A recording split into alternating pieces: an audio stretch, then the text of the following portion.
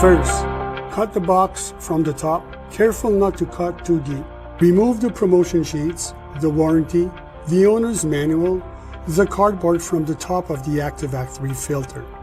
You can then remove the second cardboard, followed by the unit by lifting the bag in which it is packed. Undo the latches to separate the canister from the main unit's body and spread the pieces on the floor or on a table.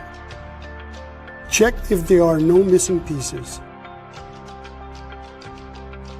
Make sure to have a utility knife, a level, a measuring tape, a square screwdriver, a Phillips screwdriver, and an hexagonal screwdriver. Please take the time to carefully read the safety instructions inside the owner's manual. Determine the most appropriate location to install your unit, ideally in the garage or basement. Then measure the minimum space requirement around your unit in order to do maintenance and to empty the canister.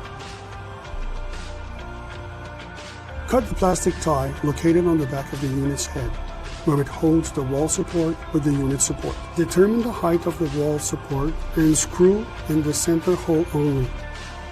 With a level, make sure that the support is perfectly straight and screw the other screws. Hang the unit onto the wall support. Connect the first elbow on the air inlet with a pipe clamp. Never use glue for this part. The other piping parts must be attached together with glue. It is very important to always apply the glue on the outer perimeter of the piping, never on the inside of the elbows or the Ys.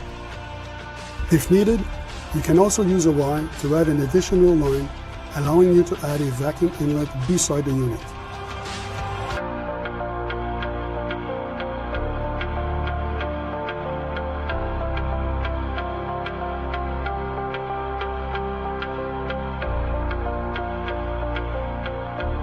Install a mounting plate to the end of the piping and then a vacuum inlet.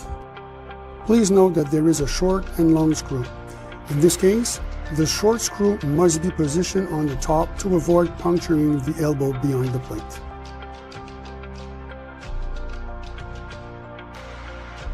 Your unit could include a muffler, which can be installed at the unit's air outlet to evacuate the stale air outside the building. Otherwise, you can use the ActiVac 3 filter by installing it with a piping clamp. Check if the circuit breaker in your electrical panel that is connected to your electrical socket has the proper amperage for your model.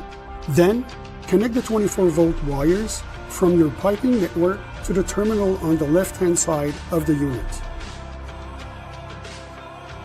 Plug the electrical cord to your electrical socket. Use this socket solely for your vacuum.